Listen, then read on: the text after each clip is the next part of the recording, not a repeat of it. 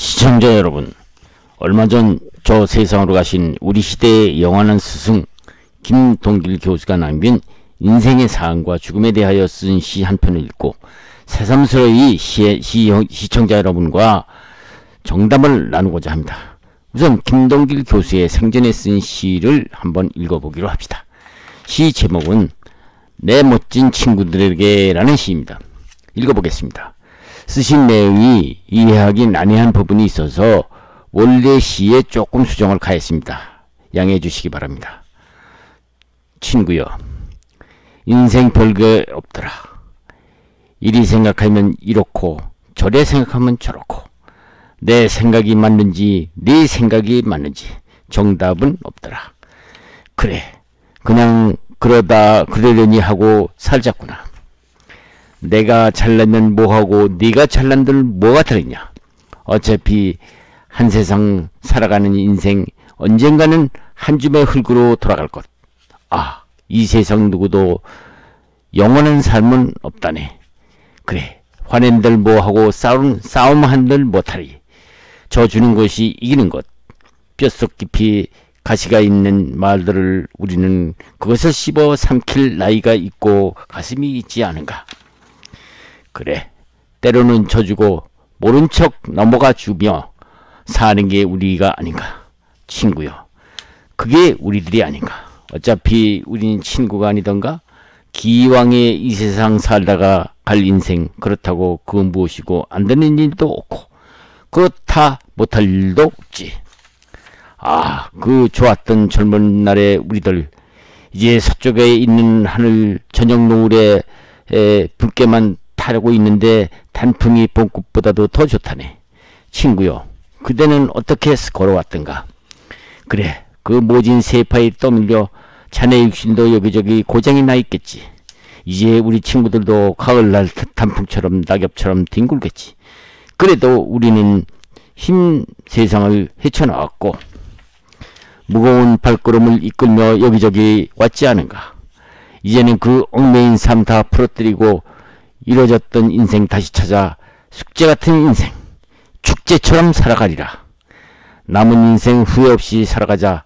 인생 나이 60이나 70이면 남자나 여자나 벽은 무너지나니 가는 시간 가는 순서가 또 어디 있든가. 서로 부담 없는 친구들끼리 등산도 가고 해변가 산책도 하고 즐기다가 언젠가 저 하늘에서 부르면 내가 돌아왔던 그 길로 가보게나. 아, 자고 나면 한낮 바람이 불었더라. 김동길 선생의 인생의 삶과 죽음에 대하여 쓰신 시인데요.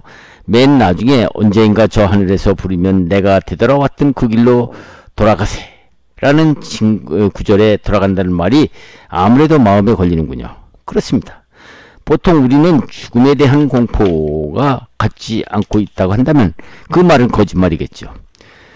그런데 흥미로운 것은 죽는다는 것은 다른 말을 우리나라에서는 흔히 돌아가셨다라고 쓰는데요. 생각해보면 그 돌아가셨다가 원래 있던 자연으로 되돌아갔다는 얘기인지 아니면 가까운 길을 두고 멀리 돌아서 갔다는 소리인지 누구 하나 자세히 알아보려고 하는 강연이나 글을 보기 힘들죠. 김동길 교수는 내가 들어왔던 그 길로 들어간다고 글을 올린 것이 해답 아닌가 하는 것이죠.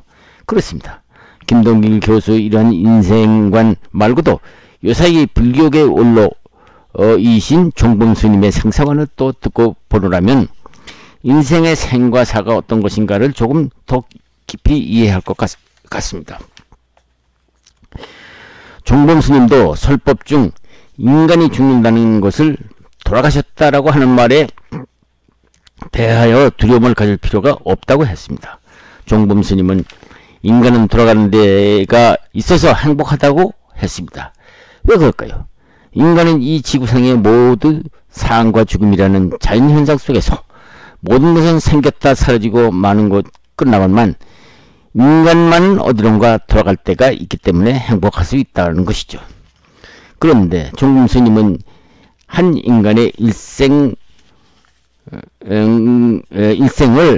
살아갈 수 있는 숨쉬는 모든 동식물들과 달라서 삶이란 그 자체가 고해의 바다이기 때문에 그 속에서 행복을 찾아야 하는데 그것이 쉽지가 않다는 것이죠. 종범 스님은 그 이유를 다음과 같은 4가지 이유를 들고 있습니다. 4가지의 인간 의식이 문제라는 것이죠.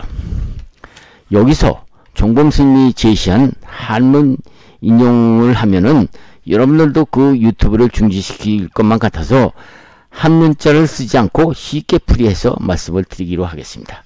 그 첫째가 사람은 현재가 어떤 위치고 나의 위치가 무엇에 와 있는가를 인식해야 한다는데 그것을 분간 못하고 있다는 것이고, 두 번째는 사람이 살아가려면 좋은 일도 저지르기도 하고 나쁜 짓도 하고 있는데 자신은 그것을 잘 인식 못하고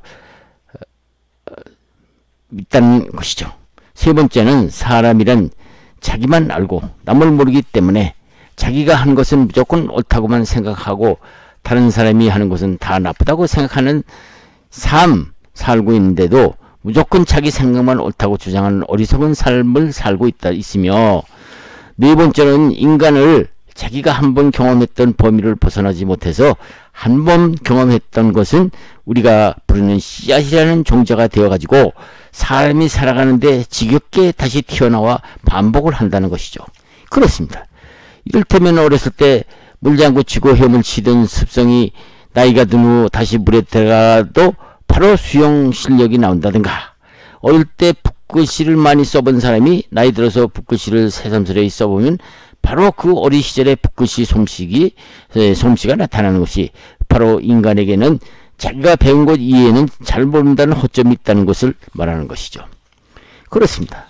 이 세상 살아가는데 이 4가지 인간들만 갖고 있는 나쁜 습관들 때문에 인생이 불행해진다는 것인데요.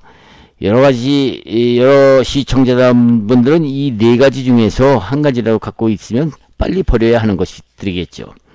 그러면 인간의 부조리를 없애려면 어떻게 해야 될까요? 이런 것들은 극복하려면 거울과 같은 지혜가 필요하다는 것이죠. 그래서 인간은 항상 자신을 되돌아보는 성찰이 필요한데도요. 그런데 어쩝니까?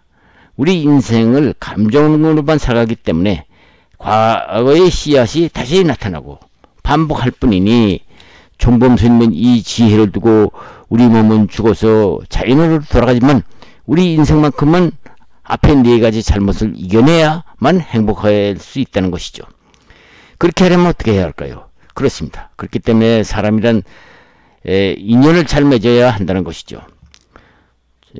종범 스님은 사람이란 짐승 같은 인연이 있는 사람을 만나면 짐승 같은 사람이 되고 지혜로운 사람을 만나면 지혜로운 사람이 되는 법이라는 것이죠.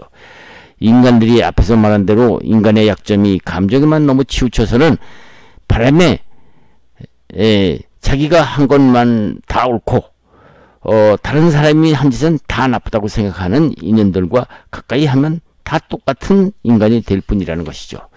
그렇습니다. 인간들이 이 세상 살아가는 동안 웃고 불고 좋다 나쁘다 하는 감정들은 다 꿈 같은 것이라는 것이죠. 그런 것들은 다 나의 진심이 되어서는 안 되겠다는 것입니다. 여기서 잠깐 인연이라는 시를 낭독해 보겠습니다. 인연. 나의 진심은 분노도 슬픔도 없다. 이게 다 인연에 속았을 뿐. 사람은 본래 나쁜 사람이 없는 법.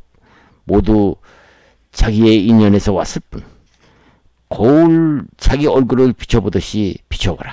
하지만 그렇다고 거울을 만져보지는 말라. 그 거울 안에는 아무것도 없다. 오늘도 광화문 내거리에는 어리석은 인연들이 판을 쳐 온 나라가 떠들썩하고 있을 뿐. 그대들은 진정성 기회를 추구하라. 하늘을 보고 땅을 보라. 왜 인생을 헤매고 있느냐고. 하늘이 있으면 땅이 있듯이 그대들은 미혹에 빠져 있을 뿐이 아닌가.